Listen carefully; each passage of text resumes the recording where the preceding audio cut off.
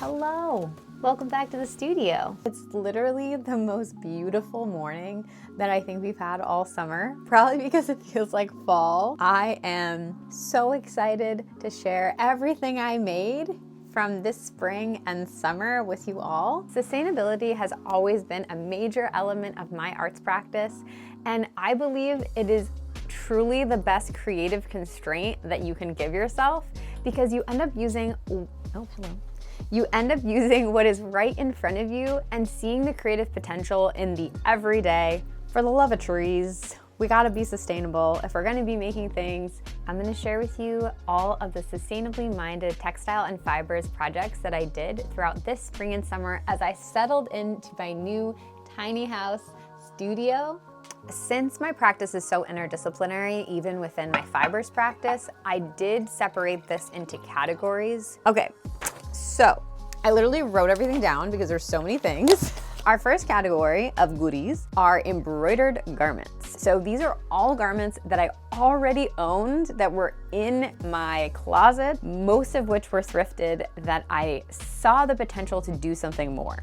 First up is the Gentle Resistance top. I had this shirt since 9th grade. I am 32. Used to be long sleeve. I already altered it to be no sleeve so I could wear it in the summer. Then in grad school, I added this hemlock. I did a series of 30 paintings of the same tree, and I wanted to have a shirt to wear while I was out in the woods painting it. Then I noticed that there were some holes forming because I had worn it so much. I wanted to learn applique. So I decided to have this be my first attempt at applique. I will say, my first attempt, unfortunately, just looked like a pickle. It's just a pickle, but you know, we can't all be perfect. But I like pickles, so like, you know, it's fine. I learned a lot about how I don't like embroidering on really lightweight stuff. It's really challenging, and I'm positive there's definitely techniques to be able to embroider on lightweight stuff. So if you have those, leave those below. Yeah. I also attempted to sign it and be like subtle. Oh, that's not the one. To be subtle with the signing, so I added it like here because I thought that would be really cool. Ooh, spring armor.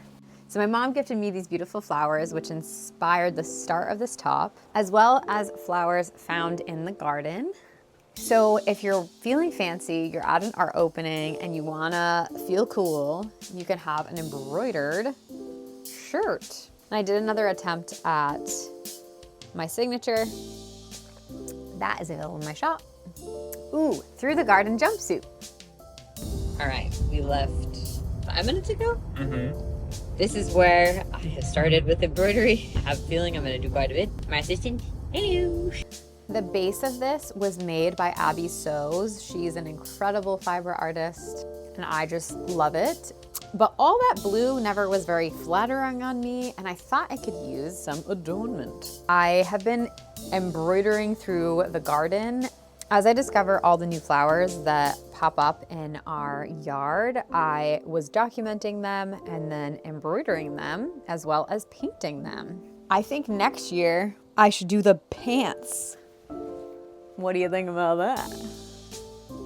You'll notice throughout this whole video, I do a lot of projects while I'm on trips. I find embroidery to be a perfect to-go project where you can just bring it with you, stick it in a little bag, get everything going, and make something while you're on the go. Because there's often a lot of downtime on a trip where you're in the car for several hours. When you got ADHD, you're like, I'm just sitting here. I need a car activity. So that's really helpful for me. Daylili's top.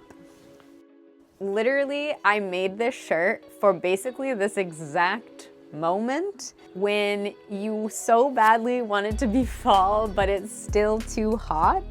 So it's got the fall colors, but it's a summer flower, and you're able to, and it's super lightweight, so you're able to wear it when you're wishing it was fall, but it's still summer. Today is actually a perfect day. It feels like fall. But I'm sure in a few days we'll get another heat wave and I'll be like, I'm gonna wear my shirt. So I get a lot of questions about how to actually embroider on garments, some techniques, best practices, how I design it. And so I decided as I was making this top to, I am gonna be making a project diary of how I made this shirt. So I'm excited about that. Next up, morning rituals top. The morning is always when I feel best and also when I feel like, I don't know, things just feel really magical in the morning. Sometimes I get up at like 4 a.m. That's usually when I honestly usually do, oh my gosh, summerbird. For days that I wake up at 4 a.m., which I try to wake up at 6, but sometimes I wake up at 4, I'm often greeted by beautiful, magical animals, and I've been getting really excited about rendering animals in my work, and I thought a great experiment to tie these two things together, my love of magical mornings and my start of rendering animals, is the morning ritual top. This is a beautiful plant that bloomed right in front of my studio window that I had been looking at this like long stalk for weeks and going, what the heck is that? And it was this beautiful plant, butterfly, the candles that I have in my studio. It's almost like this portal into creativity. And there's the two little bunnies over a little fire. This is another trip top. I made this on our trip to Vermont, where we saw our best friends. They are both incredible artists, Pitch Pine Pottery and Inner Amour, and she gave me a lot of tips and some recommendations on resources. She's the one that made me this mug. I'm like a bunny. That's like me as an animal. So she made this for me for my birthday. So this is another one that I have a good amount of footage for. So if you'd like to see a project diary on how I made this top, please let me know and I will do that. Great. Next step. Earth palette shorts. Nothing too crazy. So I wanted to pull together some of the palette that I use in my painting practice. So I make my own oil paints from earth pigments, and I wanted to just make a little decoration on these shorts. So I just added it to this like line in between the stitching. I could go in and do more, but I was trying to be understated because I tend to go really for it. So this is my like understated piece. We're still in embroidered garments. Oh, no, we're not. Now we're not. Ooh, let me find my buttons. So then I added really cute buttons and a woven strawberry to this top. Unfortunately, it did later shrink in the wash. I get covered in pen, so that was tragic, but these things happen. You'll see some of those pen destroyed tops that I used again. So we'll come back to that later. The next category is embroidery on a hoop. First up is in bag end. I made this on my trip to St. Pete, Florida when I visited my dad. This was all just like scraps of embroidery that I had. So it's a great way to make something small and concentrated and beautiful. I like to save my embroidery scraps in a little bundle and then I bring them with me, and that'll be like my first choice for colors that I use. Then we have avocado. This was my plan. I wanted to embroider my dad a avocado for his birthday, and this sounds kind of weird, but me and my dad love avocados. It's like a thing, and he's from Ecuador and he's always dreamed of having his own avocado tree like he did in childhood. Now, he now has a banana tree, a avocado tree, and a pineapple. I think it's a pineapple. I have no idea. He's got like 4 things going on there. I gently prodded him for, hey, how's the garden going? To get a source photo for the avocado. Like any proud gardener, he sent me several reference photos, and so I used the best one for his embroidered piece. I did this on naturally dyed avocado cotton linen blend that I had a small scrap for. This is a great way to use a really small scrap of something special that you have, because embroidery can be kind of any size you want. I call him avocadito. I'm really happy with how the texture came out. I think that's really fun. Next up is another gift. I'm calling this Italian lemons. Me. So my sister-in-law and her soon-to-be wife are having a bridal shower that I'm going to in the next couple of weeks. And I wanted to make them something on theme for their bridal shower, which is lemons. So this was a really fun opportunity to not only work on backing it, which I did with this really pretty lemon flowery material that I actually made a dress out of a couple of years ago, which I'm going to wear to the bridal shower. I was able to work on the skill of creating value within embroidery. So this is a really fun challenge and I hope that they like it. Next up is she's pretty in pink. I am very much a green girl and my mom is very much a pink girl, and together we are complementary. When I saw this beautiful pink flower emerge in our garden, I just thought, that is my mom in a flower. So I ended up embroidering that beautiful flower into a little piece for her. This was also where I got to work on more value, as well as I had never made a rose or any flower similar to that before, and it was definitely really challenging, and I'm really excited to try again because I definitely had trouble creating the dimension that I wanted, but I think it came out okay for my first time. Prior to all this embroidery that I just shared, I had only done embroidery 3 or 4 times. So diving deep into this one subject was really helpful for me, and I got super into it, as you can tell from other projects. Another thing that I have seen a lot of in my research of embroidery is a lot of beading. So I decided it would be really cool to add a small amount of beading to a project. This piece is called Stolen Moments, and this was a birthday gift from my husband. So he is a night owl in the most extreme sense. I do not exaggerate. When I leave for trips, I come back and he is like a zombie because he stays up till like 4 in the morning. And I, meanwhile, am getting up at 4 in the morning. So we really balance each other out. He helps me stay up later and I help him go to bed at a regular time. I call this Stolen Moments because there's a lot of time where we're often ships in the night with our lives. Just, we're so busy, and every moment with him is so special. And we often look out the window and we often see deer out of this same window, and it's like this stolen, beautiful, special moment that we're sharing together, and also just observing nature, which is something that we both connect so much over. He's just such a present person, and he's so grounded and lovely. There we go. So we're making him a music studio, and I painted it Dan blue, which is him. That's just like him in a color. And so I wanted the piece to like ingratiate into that space. Just any moment with him is special, so that's what that one's about. Strawberry Summer Magic.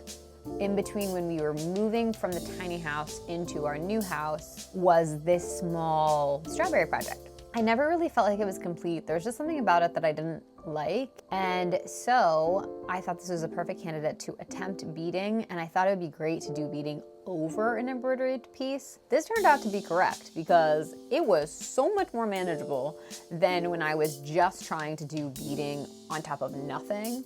So I feel really proud of this piece, and it's now in here, and I love it.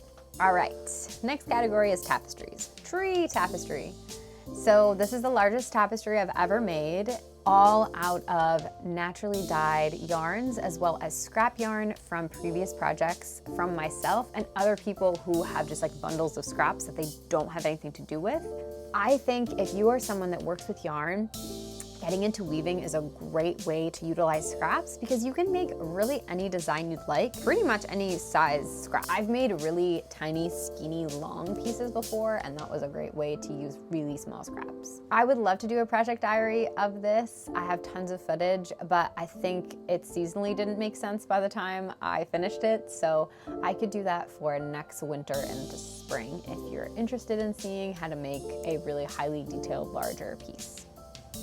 Also, you can make a frame pretty simply by, my husband just made this frame for me from 2x4s. It was actually a Christmas gift, and it was like so magical because I've been dreaming of doing weaving for so long, and yeah, it was a great gift.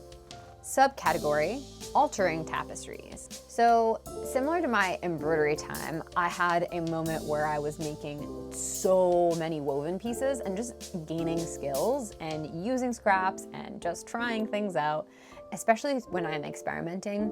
Things are just, you know, they're not coming out that great. So you end up just kind of keeping them, and I love reusing things and transforming them into something new. I turned this one into a bag. Cute. It's very cute. I get up to all sorts of hijinks. The first piece is wildflowers and weeds. I had made a piece in grad school, which was just the flower portion.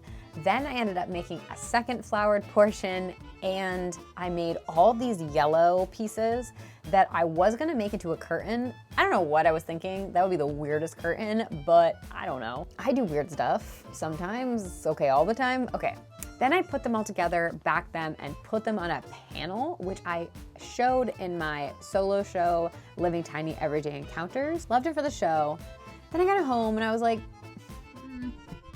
I don't like the severity of the wooden board underneath the fibers. The benefit of fibers is that it feels comforting, and it lost some of that to me by being on the board. So I decided to rip it all off.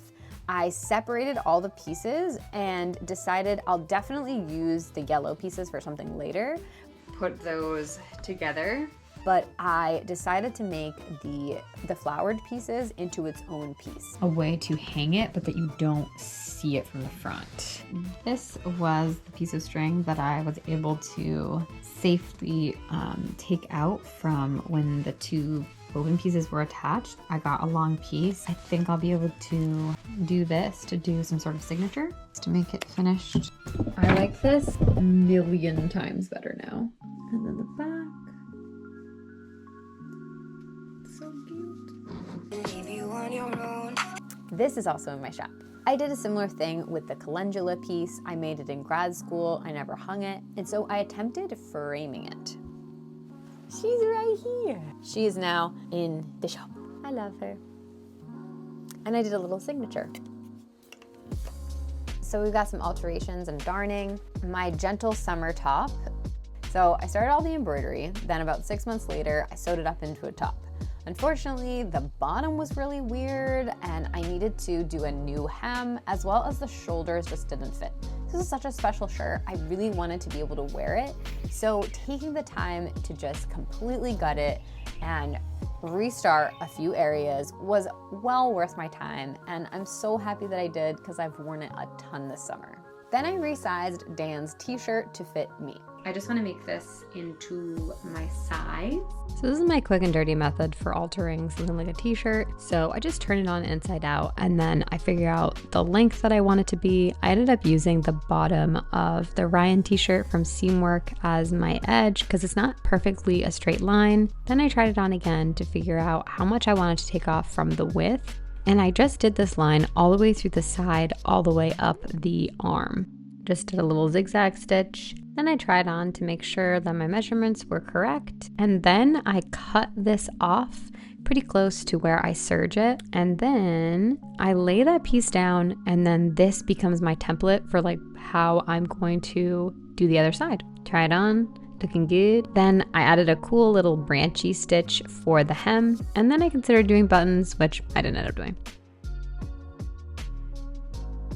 Next up is darning my dad's favorite jeans, which was a lot of responsibility. He has these favorite jeans and he was so sad because there was a big hole. And so I decided to add a patch for him and he really liked it. Next category, natural dyeing. In that batch of laundry that things got messed up, included in that was my favorite summer shirt. So it had so much pen on it and it looked terrible. Like it wasn't in a cute way that like clothes have paint on them and it's cute. Like it just looked bad. What if I just dye it? The other thing I had was these really cute vintage overalls that have like this white on the top and then they're just denim. I don't like a bright white. So I always just like, kind of just irks me, but I love these overalls.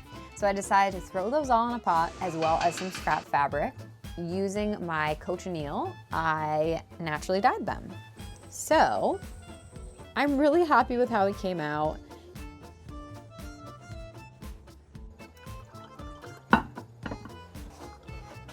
Be quiet.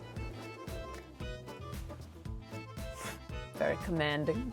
And removed all the pen, which is insane. like I said, I'm not a pink person, but I feel like this like pink, like violet leaning pink totally works. And it makes me so happy because I was really sad that the shirt was dead. So if you feel like a shirt is irredeemably messed up, obviously you can get rid of it. But like my sweater that shrunk, if it was a nicer material, I would have cut it up and used it for scraps. But because the material was so bad, I just gutted the supplies. Whereas this shirt was so beautiful. It's just such a great shirt. The overalls, I learned a lot. I think they're okay. So like denim, you have like blue threads and you have white threads. The white threads dyed, and then the blue, I think it's just a little too dark to dye with natural dye, but I still think it looks cool. And they are for painting. Next category, patchwork projects. My flappy flap hat. I had thrifted some really pretty fabric and then had a scrap from a dress that I had previously made, put those together and made a cute little bucket hat. I made this specifically to mow the lawn in the summer and I have used it for that, so I feel like it was a success. I call it my flappy flap hat because it looks a little derpy and it's not like that good. I have never made a hat before. It's definitely a specific skill. The brim is like very wavy, so I'll have to learn for next time, but I'd love to make another one. Maybe I'll make like a fall one. I feel like that'd be cute. Maybe like a lined one with like, that'd be so cute. I feel like a baby on the beach. Ooh. Okay, let me show you my most utilized project. My patchwork crossbody bag. I think this is a perfect project to get you into using your scraps because you have something that you can hold and use. I made it in time to use it on my birthday trip, and I love that it looked really similar to this painting that I saw. I had so much fun wearing it. I've used it every time I leave the house. I use it to the point that I like got it stuck in something and ripped it, and I already need to darn it. So that's not even about my craftsmanship. That's just how rough I am. So when I am stretching canvas, I often have a little strip on the end that I cut off. I save those and I cut those all up, as well as scraps from naturally dyed things that I've made before. And so that's how I made that. Scrappy bookcloth. I had lots of little scraps of fabric that I sewed together. Then I made them into bookcloth. This was a new glue that I was trying and it wasn't perfect. So I did end up sewing this into books and I'm really happy with them. But because it's not to my absolute highest standard, when I put these on my shop, I did make them a reduced price. So if you're interested in getting one of my hand-bound sketchbooks and they're a little bit too expensive for you, this is a great opportunity. This is like my old pricing, so we're getting to the end, people. My gingham top. Is it not the cutest shirt you've ever seen in your whole life? I love it so much. There was a small scrap that was left on the bolt that I had bought. They were like, oh, we can't really sell it. There's like not that much. And I was like, I'll take it. So I was able to squeeze a shirt out of it. Come on, this is the cutest shirt. All right. Totally make this again, make it a sleeveless. Ooh. I feel like it has all the benefits of being a blouse because it's got like this cute thing. It's got a Peter Pan collar, but then it doesn't have like buttons and a million things like that, which I'm not trying to do right now. Ooh, beautiful, elegant. This is my first like garment that I've made for myself since we've lived here. Every other garment I've made has been alterations to garments that already existed. It's so stinking cute. I don't even know what to do. Next up was getting Ren Fair ready clothes. So I made a shirt for Dan. So I have that on there. I'm gonna end up adding like a little opening so that it's got that kind of like V-neck. I lengthened it a bunch. I was able to use the bottom of the hem from the tablecloth. This is a tablecloth from our wedding, so I think he'll think that's pretty special. Just sewing these arms on, sleeves. He has his arms currently. He doesn't need me to sew them on. These are not his arms. And I made the start of my Violet Soaringale cosplay costume. If you'd like to see a video on that, please let me know. I'm gonna be doing a collaboration with Pattern Couture. They make a lot of amazing fantasy inspired patterns, and so I'm gonna be kind of bringing some of those patterns together to make my costume. I was already planning on making it, and then they approached me, so thought that'd be cool. Then we've got my biggest sewing project for the whole of spring and summer, which was my dream summer vest, but I started with a toile. Now, I made an entire video step by step on how I made my dream summer vest. This vest is quilted, it is embroidered, it is appliqued, it is reversible, it is the cutest thing I've ever made. Sorry, gingham shirt. Maybe you guys are tired. I don't know. I'm so proud of this. I only appliqued that pickle looking thing before, so I thought this was a pretty successful project. And it was kind of like the culmination of everything I've been learning about embroidery all put together. So I started with a toile because I really wanted to be able to get the fit right, and thank goodness I did, because this is so big on me. I absolutely love it. It's made really, really well. I'm so proud of it, but it just doesn't fit me. So I am putting this in my shop as well. So if you would like this reversible, beautiful little guy, this is for you. Project, wear your me-made garments. So if you're somebody that sews or knits or crochets or makes fiber goodies that you can stick on your body, wear them. I started doing this thing where when I wear one of my things that I've made, I document it. So I just take a little picture in front of the mirror and I save them into a specific folder. I think a lot of people that sew probably can relate to this. I feel like sometimes I make stuff and it's like too special for every day. Every day is special. So wear the clothes you make. Since I've lived so tiny, because I lived in here full time with my husband, it definitely pared down what I owned. So every single thing I owned was really, really special. I learned to really wear all the special things and just enjoy the clothes that you have. I don't know about you, but when I get to the next season, I tend to be like, I look at my clothes and I'm like, how do I style these? Like, what am I even gonna wear? So if I have this for next spring and summer, I'm gonna be like, oh my God, yeah, I wear this with this and this with this. Maybe I just have a weird memory, but I'm definitely gonna do this for the fall, and I'm really excited to keep trying to really wear all my stuff that I make. My other project suggestion is to organize your art supplies. The prettier you make your scraps, the more likely you are to make something with them. If I have a big heap of stuff that's unorganized, it's going to seem unapproachable, because it is. It's gonna take tons of time to go through all of it. You can either organize it as you go. So after I finish a project, I just separate my stuff and I put them into where they go, into their little categories. But if you have a big mound, like I tend to end up having at some point, you can make a little fun day of it. You can listen to a fun book, maybe like Marie Kondo's Tidying Up book, or just like your favorite fantasy book or something fun like I did, and sort and organize.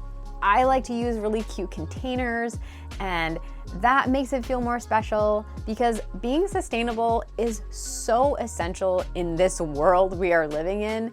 But I understand that if it doesn't ignite your creativity to look at your supplies, then you're not gonna necessarily use it. So that is a big suggestion that I have.